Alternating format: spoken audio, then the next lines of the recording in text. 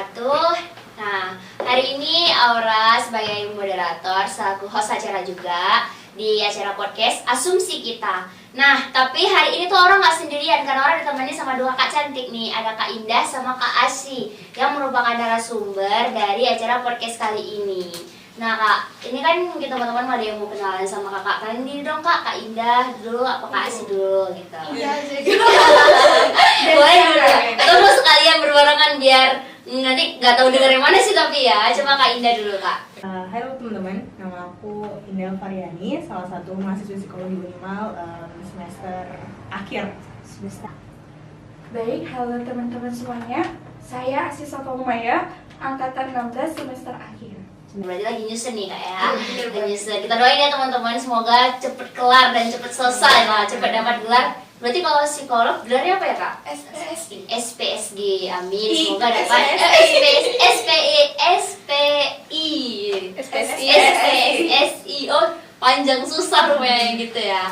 Nah, hari ini kan kakak jadi narasumber di acara podcast kami. Nah, kan karena narasumber yang langsung dari psikolog, berarti kita udah pasti membahas tentang psikologis nih, tentang psikologis.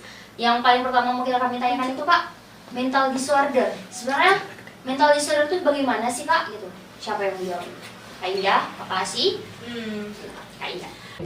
Oke, kalau mental disorder itu adalah salah satu gangguan mental nih, gitu kan. Jadi mungkin kalau teman-teman yang orang awam atau teman-teman yang lain juga kurang mengerti nih tentang psikologi. Jadi mental, kalau misalnya kedokteran bilang kan itu penyakit, misalnya sakit demam, batuk, flu dan. Tapi kalau kita bilangnya mental disorder atau bahasa Indonesianya adalah gangguan mental. Berarti kalau secara kedokteran ilmu medis dengan psikologis itu beda ya? Beda. Berarti kalau mental disorder di bahasa psikologis, gangguan misal kayak demam atau segala macam itu bagian kedokterannya gitu ya, medisnya gitu. Terus kalau untuk ciri-ciri seorang mengalami gangguan mental disorder kayak gimana? Kalau misalnya untuk ciri-cirinya sendiri banyak gitu. Mental disorder itu bukan hanya satu macam, tapi ada banyak banget. Jadi kalau misalnya buku hatamnya anak psikologi itu ada namanya DSM. Kalau misalnya anak kedokteran mereka punya buku lupa apa namanya, tapi mereka ada kayak buku panduannya gitu. Kita juga ada gitu namanya DSM. Nah, jadi mental disorder itu di situ semua diatur gitu. Lebih mendalami kalau dalam mental disorder itu yang termasuk ke dalam mental disorder tuh apa aja? Salah satunya adalah mungkin sering dengar bipolar. Nah, bipolar disorder itu salah satu mental disorder. Schizophrenia, kalau kita orang awam sering bilangnya orang gila. Tapi untuk bahasa secara klinisnya itu adalah schizophrenia. Jadi orang gila itu masuk ke dalam bagian mental disorder. Ya, benar. Mental disorder gitu ya. Oke. Terus kalau misalnya gangguan mental itu berupa depresi bukan sih Kak?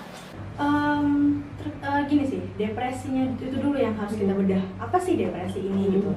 Jadi depresi ini banyak gitu. Kalau misalnya untuk depresi yang mungkin kita sering sedih dan segala macam itu bukan depresi, belum fasenya ke depresi. Mungkin itu masih fase stres. Jadi stres kita juga ada dua, ada distress dan ada eustress. Jadi yang sering membuat untuk jadi suatu gejala yang lebih ke arah negatif itu adalah distress. Untuk eustressnya tuh tergantung, ada eustress yang positif, itu namanya eustress gitu. Jadi eustress itu misalnya kita tekanan nih untuk kerjain tugas deadline, stres kan gitu kan.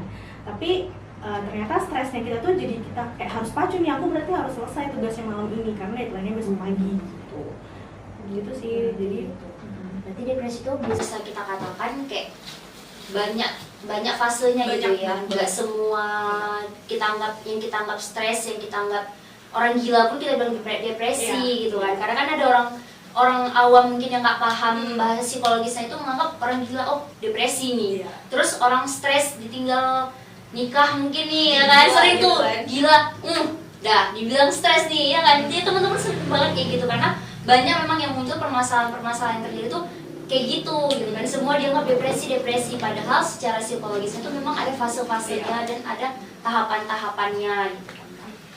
Terus bagaimana kita harus memperlakukan seseorang yang mengalami mental disorder itu? Kalau misalnya moto psikologi adalah memanusiakan manusia, gitu. Jadi ya, mau dia perilakunya sejengkelkan kita gimana pun ya dia tetap adalah manusia. Jadi kita tetap harus memanusiakan dia gitu. Jadi mungkin kita punya teman yang ada nih kak, dia tuh ayahnya tuh abis meninggal gitu. Setelah itu dia jadinya dikurung di dalam rumah aja, nggak mau keluar. Yang tadinya dia ceria tiba-tiba dia jadi pendiam gitu. Nah kita sebagai orang teman terdekatnya, kita ngapain ya kak gitu. Oh mungkin boleh ditanya gimana perasaannya hari ini, apa yang masih buat sedih seperti itu, apa masih teringat gimana, ayo kita coba-coba sama-sama bangkit kayak gitu. Tapi kadang-kadang gini kak, ada orang yang menemukan kasus seperti itu justru malah mengucilkan dan menjauhi gitu kan. Oh dia udah nggak sefrekuensi lah, ibaratnya mungkin yang dulunya sebelum kejadian itu dia menjadi seorang anak yang ceria, yang have fun, yang care sama semua teman-temannya gitu kan. Begitu setelah kejadian itu dia lebih memilih untuk menjadi seorang yang pendiam atau mungkin mengurung diri, tidak bergaul, tidak membuka ruang lingkupnya lah yang lebih lebar seperti biasanya. Dan itu mungkin ada beberapa circle yang mereka bakal menjauhi gitu kan. Oh dia udah nggak sefrekuensi nih sama kita, dia udah beda nih, udah beda lah pokoknya sama kita gitu kan. Jadi kita lebih baik menjauhi. Berarti sebenarnya bukan ya kak, harus kita rangkul gitu. Iya. Harus kita rangkul, kita rangkul, kita ajak bicara, mungkin kita bisa jadi tempat curhat dia gitu kan, supaya ya itu kembali lagi ke jangan sampai dia itu bisa jadi ke mental disorder juga kan kak, bisa jadi nanti dia stres sendiri gitu ya. Jadi apa ya, mungkin kalau teman-teman punya teman yang seperti itu, kalau memang nggak sanggup untuk nggak lah kak gitu, masalah hidupku aja udah banyak gitu, ya udah, jadi jangan bebani dia dengan hal-hal yang nggak penting kita gitu. Kadang-kadang kita tanpa sadar aja ngomong kayak ya udah sih, kamu udah lewat juga gitu. Kita nggak tahu loh proses orang sudah menerima atau belum gitu kan. Ya kalau misalnya kita ada teman yang seperti itu, simpel sih, jauhin. Karena teman-teman yang kayak gitu tuh bakalan menuju apa ya, toxic people kayak gitu. Dan toxic positivity juga jadi salah satu jadi salah satu isu sekarang yang memang lagi banyak banget itu, yang tanpa sadar kita sering lakuin gitu. Oke. Terus pertanyaan selanjutnya kak, banyak nih sekarang seseorang tuh bilang dirinya tuh depresi. Aku depresi nih, pokoknya udah gitu aja. Nah untuk melihat seseorang benar-benar depresi itu gimana kita nanggapinnya? Kadang-kadang lagi tingkat tugas aja nih, kita sebagai mahasiswa ya di sini teman-teman ya, kita berbicara kita sebagai seorang mahasiswa, terus baru dikasih tugas, deadline, tugasnya numpuk, aku depresi, aku udah gila, udahlah mau nikah aja gitu kan kak. Itu bisa kita masukkan atau kita kategorikan dalam depresi nggak sih kak? Coba dijawab. Sih. Kalau misalkan kita kan sering misalkan pribadi aja kayak, kok aku 2 hari ini nangis terus ya, kenapa aku udah depresi gitu. Nah yang depresi yang orang tahu secara umum tuh gitu, jadi kalau lo sedih berarti lo depresi, tapi itu sebenarnya salah. Nah dalam psikologi sendiri itu namanya major depressive. Nah untuk kita menentukan kita itu kategori kita masuk ke major depressive itu ada 9 kriteria, dan kita bisa dikategorikan orang yang mengalami depresi ketika kita sudah memenuhi 5 atau lebih kriteria tersebut. Jadi kayak di 1 hari tapi dia 2 minggu secara berturut-turut. Nah, apa aja sih kriterianya? Kriteria yang pertama itu kita sepanjang hari mengalami kesedihan. Nah, orang-orang di sekitar kita itu bisa mengobservasi dari ekspresi kita bahwa kita sedih. Tidak ada fase kesenangan sama sekali. Itu berlaku selama 2 minggu berturut-turut. Nah, yang kedua apa? Yang kedua, kita kehilangan minat akan aktivitas yang biasa kita lakukan sehari-hari. Misalkan sebelum kejadian, kita itu adalah orang yang suka olahraga. Nah, kita meninggalkan kegiatan itu. Aktivitas yang tadinya itu membuat kita tertarik, maka kita hentikan. Ketinggalan gitu ya. Nah, yang ketiga itu apa? Kita mengalami penurunan berat badan secara signifikan, meskipun kita tidak sedang diet. Nah, lalu kita juga kelihatan seperti kelelahan. Kita mengalami penurunan dalam gerakan atau psikomotor, dan juga kita itu merasa tidak berguna, useless. Kayaknya aku gak ada gunanya nih hidup gitu. Nah, kita juga kehilangan harapan. Dan yang terakhir, yang biasanya menjadi patokannya orang depresif itu seperti apa, dia punya keinginan untuk bunuh diri. Dan bukan hanya sekedar ingin bunuh diri, tapi dia sudah merencanakan, aku akan bunuh diri di mana, menggunakan apa, jam berapa, dan bagaimana caranya.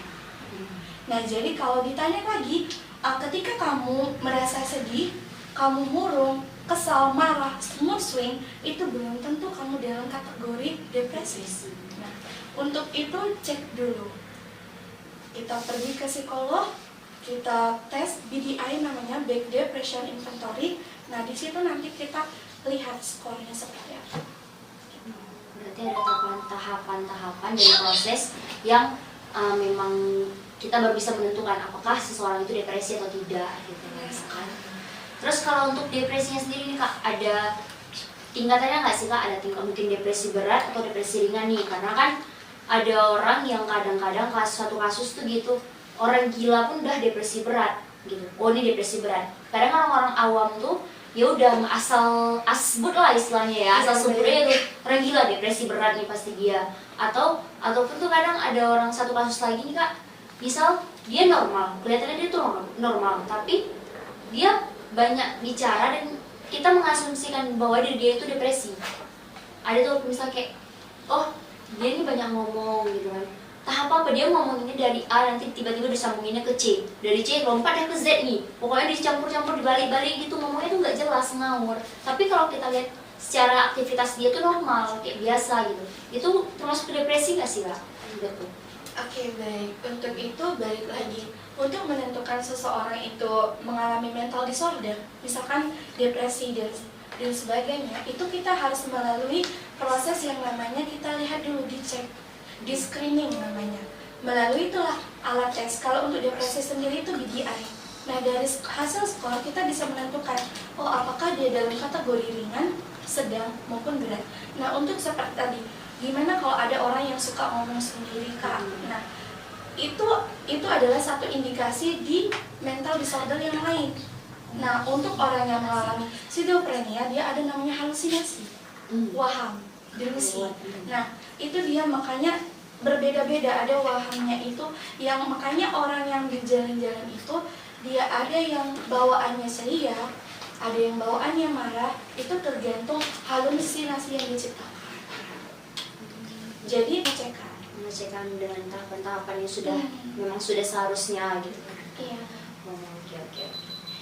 Terus apa nih Kak, mental disorder bisa sembuh sendiri atau rasa depresi seseorang apa bisa sembuh dengan satu cara lain gitu, atau bisa kita sembuhkan sendiri dengan suatu keadaan mungkin, atau kayak gimana? Misalkan kayak yang kasus pertama yang Kak Ida bilang tadi kan, ada anak yang tadinya ceria terus tiba-tiba dia punya kejadian akhirnya meninggal, dia menjadi anak yang pemurung gitu kan.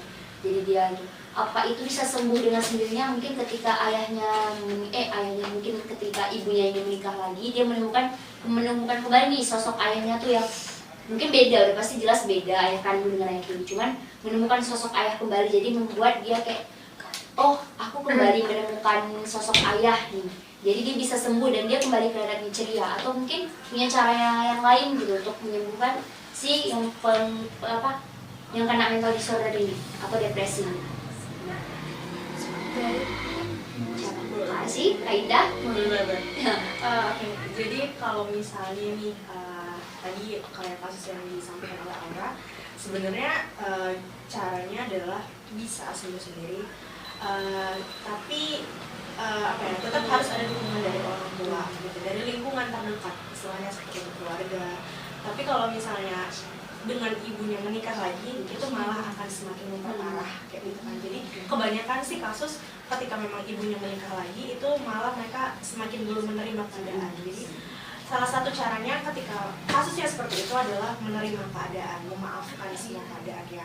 Walaupun mungkin sulit dengan proses yang sangat panjang. Tapi ketika sudah menjadi mental disorder, salah satu caranya adalah psikoterapi gitu. Jadi kalau di psikologi, kalau misalnya di kedokteran tuh mereka punya kayak operasi atau bedah. Nah, kita punya juga cara sendiri, yaitu adalah dengan psikoterapi. Psikoterapi sendiri itu gimana Kak?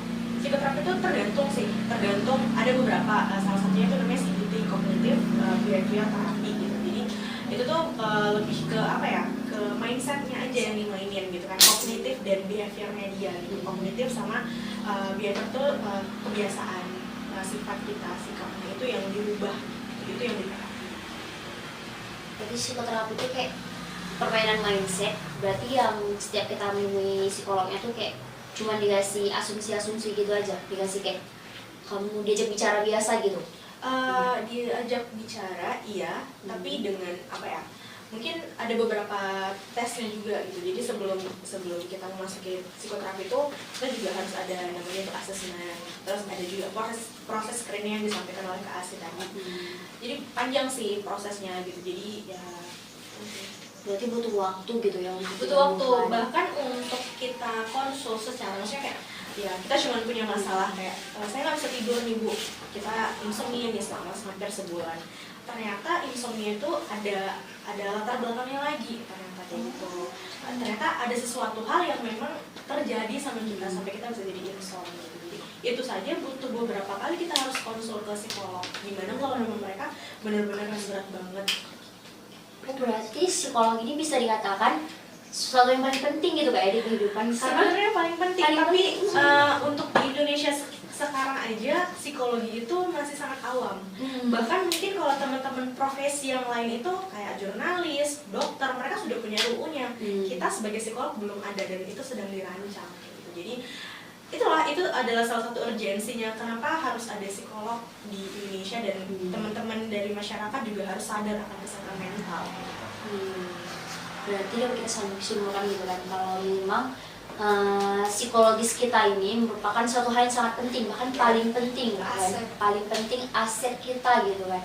Jangan sampai kita sok tahu nih, ih udah lihat orang jalan sendiri, ini nggak pas nih. Sering tuh kan kayak apalagi kayak kita yang seumuran aura nih menganggap orang-orang yang udah berbeda dia menyendiri, dia tidak bergaul dengan circle yang lain, dengan lingkungannya itu menganggap oh ini pasti nggak pas nih, ini gila nih, asal sebut aja. Padahal kita sebenarnya tanpa kita sadari bisa jadi itu jadi di kita gitu. Kita pernah melewati masa itu atau fase itu kan Kak, karena semua orang itu pasti bakal melewati fase itu ya kayaknya, karena kan mental itu sering sekali terganggu, nggak cuma karena sesuatu kejadian yang besar atau yang kejadian yang memang membuat kita langsung down, tapi dengan hal-hal kecil pun bisa merusak mental kita gitu kan Kak.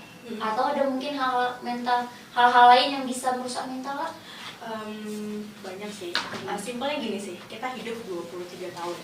Mungkin Aura 21 ya, 21 tahun. Nah, 21 tahun kita hidup dengan lingkungan yang berbeda, parenting orang tua yang sangat berbeda, dengan latar belakang orang tua kita juga yang seperti gimana kita juga kurang tahu. Sebenarnya itu lingkungan kita lagi.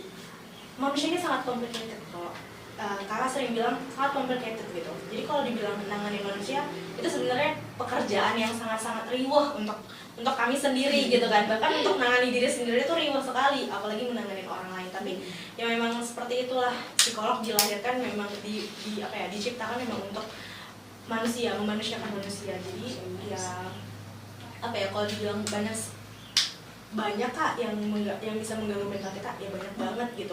Hal kecil, kalau misalnya orang yang OCD, mungkin teman-teman bisa sering bilang ya obsessive compulsive disorder, itu salah satu mental disorder juga. Kayak ini nggak rapi kan, atau ada yang sedikit mereng, nah dia bakalan riuh sendiri kayak, aduh gimana ya. Padahal hal kecil gitu kan, tapi memang itu bisa membuat dia rasanya nggak nyaman gitu. Jadi banyak sih. Berarti tanpa kita sadari hal-hal yang kayak gitu gimana ya bilang bisa jadi potensi. Tapi gini teman-teman, pesan aja sih buat teman-teman juga bahwasannya emang banyak banget hal yang akan bisa merusak mental kita, tapi jangan pernah sekali-sekali self judgment ke diri kita sendiri gitu kan. Maksudnya kayak ini nih yaudah bentar lagi nih aku kayaknya bakalan stres nih, kayaknya bentar lagi aku bakalan ini nih gitu. Sering banget kayaknya aku bipolar nih gitu kan. Sering banget kayak gitu. Bahwasanya kayak memang banyak sekali di internet gitu kan, tapi lebih baik mengedukasikan diri kita ke tempat yang tepat. Nah Kak, untuk mental disorder sendiri itu orang pernah baca kan di beberapa artikel dan beberapa itu juga info bahwa di mental disorder itu ada bipolar dan tahapan tertingginya itu ada pokoknya yang memang dia paling tinggi di antara disorder, di antara bipolar. Ada satu yang masalah makan juga, nafsu makan. Kalau sampai 4 hari sekali makan itu juga gangguan nggak? Soalnya gini sih. Ada karena ada salah satu podcast juga yang Aura lihat gitu kan, untuk Aura jadikan itu informasi untuk Aura.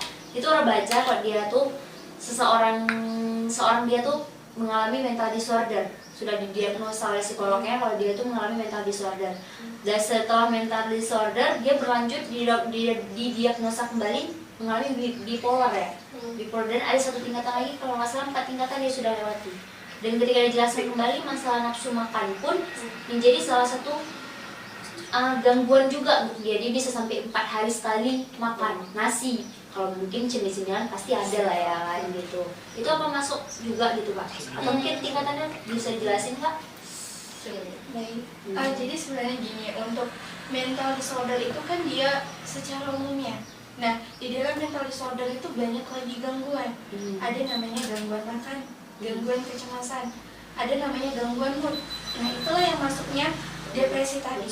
Nah, gangguan mood itu gangguan pada suasana hati dan banyak lainnya. Ya, jadi kalau ditanya kembali lagi gitu, apakah dia sudah memenuhi kriteria yang menjadi patokan seorang ahli untuk menyebutkan seseorang mengalami suatu gangguan seperti itu. Jadi kalau ditanya mental disorder hanya depresi aja, no, banyak sekali. Depresi adalah salah satunya, bukan satu-satunya.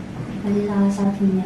Jadi ansos itu adalah orang yang dia akan selalu melanggar norma sosial, peraturan, dan dia nggak punya rasa bersalah sedikit pun. Dan itu pun kita nggak bisa ngejudge langsung, oh ansos nih, misalnya dia mencuri gitu kan, oh bolak-balik keluar masuk penjara, kan udah ansos Kak, udah melanggar norma sosial dan udah kriminalitas juga gitu. Kita nggak bisa bilang dia ansos juga seperti itu, harus banyak banget tahapnya. Jadi kalau untuk psikologi sendiri itu tidak ada yang kayak tingkatan-tingkatan itu nggak ada gitu. Jadi semuanya punya kayak bipolar itu ada bipolar 1, ada bipolar 2 juga gitu. Dan itu masuk ke dalam mood disorder sama kayak major depresif tadi. Gitu. Oke, berarti teman-teman kayak yang udah dijelasin ya, berarti memang mental disorder itu yang tanpa kita sadari pun sehari-hari itu memang ada gitu kan Kak, memang nyata adanya. Dan bukan hanya ada di dunia psikologis doang, itu bukan cuma pelajaran ya kan, bukan cuma mata kuliah, bukan cuma pelajaran yang cuma harus teori yang harus kita tahu. Oh, mental disorder apa sih, bilang nggak penting gitu. Padahal itu penting karena mungkin kayak kita nggak nyadar, kita nggak bisa menilai, kita bisa nilai orang tapi kita nggak bisa nilai diri sendiri. Oh, ini orang yang kita anggap dia normal padahal mungkin dia mengalami mental disorder. Kita yang nilai orang, tapi orang melihat kita, oh bisa jadi nih orang mungkin teman-teman ngeliat Aura, oh Aura tuh gangguan mental disorder gitu kan. Karena memang mental disorder itu penting dan harus kita pahami sebenarnya Kak gitu kan. Oke. Selanjutnya Kak, sebagai masyarakat atau ibu sebagai atau kakak sebagai salah satu mahasiswa psikolog gitu, bagaimana cara supaya meningkatkan kesadaran masyarakat nih untuk mengetahui pentingnya kesehatan mental untuk dirinya sendiri ya, terutama daripada orang lain. Karena seperti yang kita lihat sekarang, orang terlalu menyelehkan kesehatan mental. Orang yang mereka anggap benar-benar gangguan mental itu cuma orang gila. Sedangkan yang lain-lainnya mereka nggak menganggap bahwa itu penyakit mental gitu, gangguan mental. Yang orang gila yang cuma mereka anggap, oh itu gangguan mental, dia udah pasti orang gila gitu. Sedangkan yang kita yang cuman terkena, yang kita ketahui kita mungkin kena mental disorder, kita kena bipolar plus dan lain-lain sebagainya, mereka nggak sadar gitu, mereka mengelehkan Allah udah nggak penting gitu. Itu gimana Kak supaya cara meningkatkan kesadaran dirinya gitu? Nah, jadi kalau untuk yang di bidang psikologinya sendiri, kami sendiri juga pernah melakukan psikoedukasi di mana kayak pentingnya kesehatan mental. Nah, kalau mungkin kita jatuh, luka, kita tahu di bagian mana kita terluka. Nah, tapi kalau untuk mental sendiri kita nggak tahu tepat di mana yang harus kita sembuhkan. Seperti itu. Nah, jadi bagaimana caranya kami mengedukasi gitu, memberitahu masyarakat bahwa jangan pernah merasa takut, jangan pernah merasa asing atau merasa berbeda. Ketika kamu datang ke psikolog, jangan pernah berpersepsi orang kan takut datang ke psikolog itu takut dijudge. Iya, benar. Aku gangguan jiwa. No. Gitu. Ketika kamu merasa ada yang tidak nyaman sama diri kamu, ada perubahan dalam pola tidur, pola makan, dan keseharian, kalau kamu butuh, datang pada ahlinya gitu. Jadi kayak gimana Kak kita sebagai diri pribadi lebih jujur sama diri sendiri tentang apa yang kita rasain sama orang terdekat kita. Misalkan ada dari sikap orang tua kita yang membuat kita sebenarnya patah atau kita sebenarnya sedih. Kita jelaskan baik-baik. Apalagi di usia kita seperti yang masih mencari jati diri, remaja dan dewasa awal. Ada permasalahan dalam keluarga, percintaan, pertemanan, pendidikan. Semuanya itu membuat kita merasa tertekan, penuh penekanan. Nah, kita butuh apa? Selain kita butuh jujur sama diri kita sendiri, kita juga butuh support dari orang-orang di sekeliling kita. Nah, bagaimana orang bisa memahami kita kalau kita nggak jujur sama diri kita sendiri? Jadi kayak pertama itu adalah jujur dulu sama diri sendiri. Jujur sama diri sendiri itu yang paling penting ya. Iya. Nanti kita memang harus jujur dan kita harus lebih bisa memahami diri sendiri ya kan, Iya. lebih bisa memahami apakah berarti kalau kita tuh secara garis besar nggak perlu takut lah ya ke psikolog ya. Sebenarnya nggak perlu takut untuk datang, istilahnya kayak ya udah nggak apa-apa, konseling rutin mungkin gitu, ya nggak masalah gitu. Terus juga kalau misalnya untuk gimana sih caranya memberikan kesadaran ke masyarakat bahwasannya kesehatan mental ini sangat penting gitu kan. Jadi di psikologi itu kalau IDI itu punya hari kesehatan dunia, kita tuh juga punya hari kesehatan mental sedunia. Itu tuh setiap tanggal 10 Oktober kita peringati gitu kan. Dan kayaknya hampir seluruh mahasiswa psikologi emang punya apa ya, beban sendiri ketika mereka mahasiswa psikologi tapi tidak mempromosikan kesehatan mental gitu. Biasanya sih ya melalui Instagram pribadi gitu kan, melalui mungkin platform ada yang juga yang beberapa buat podcast, ringan-ringanan kayak gitu. Jadi itu tuh udah jadi apa ya, udah jadi beban secara tidak langsung nih, sama kayak anak kedokteran yang kayak secara nggak langsung mungkin dia punya temennya, aku sakit perut gini, aku sakit lambung, apa ya obatnya. Sama kayak kita juga sering kan, ya aku nggak bisa tidur nih gitu, kenapa ya aku kok kayak mau nangis tapi nggak tahu apa sebabnya gitu kan gitu. Jadi itu akan selalu jadi beban anak psikologi. Tapi ya kita apa ya, sebagai anak psikologi ya mungkin memang sudah jalannya Tuhan memberikan kita apa ya, menjalani pendidikan yang seperti ini untuk membantu teman-teman yang lain. Menarik nih, tadi orang mau nanya nih, gimana sih anak saya jadi mahasiswa psikolog itu, atau ini yang paling pertama psikolog itu pilihan atau udahlah karena udah lewat jurusan itu gitu, gimana? Pribadi lah satu-satu karena ini kan beda nih pasti pendapatnya.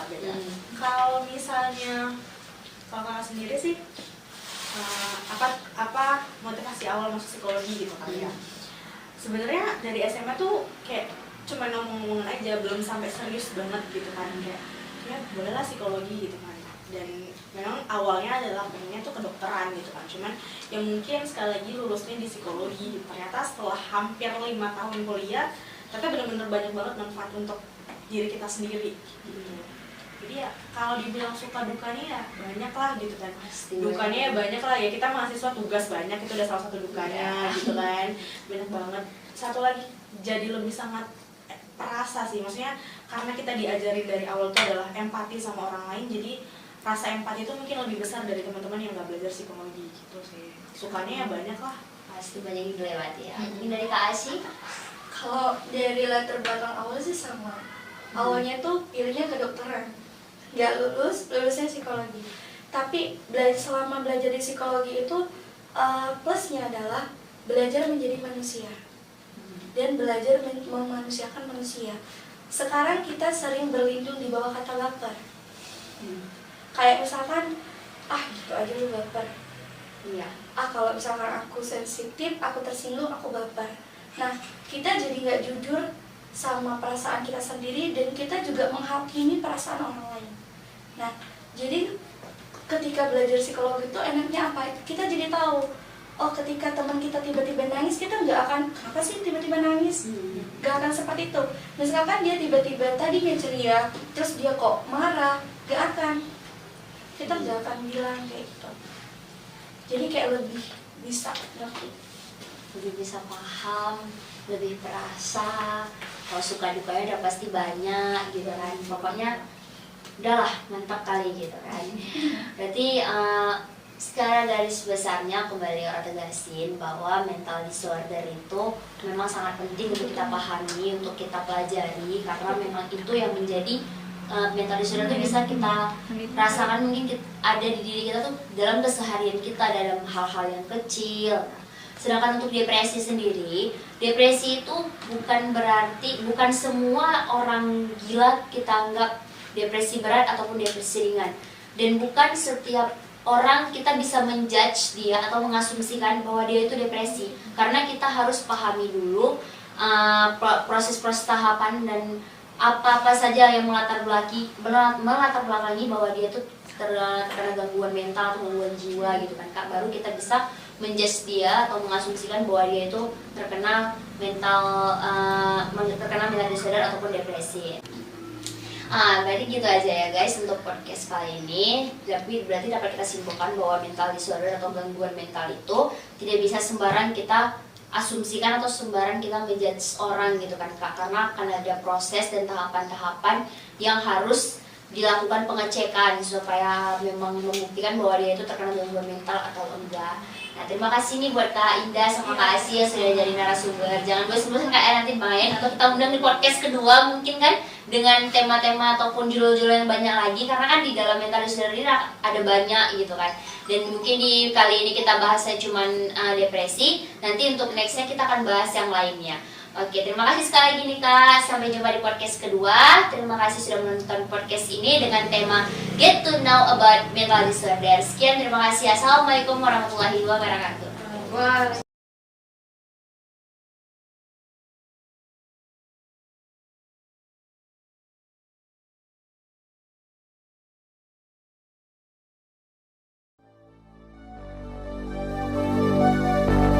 Fill me out with your smile.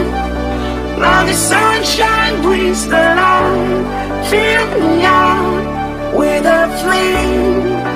I will let you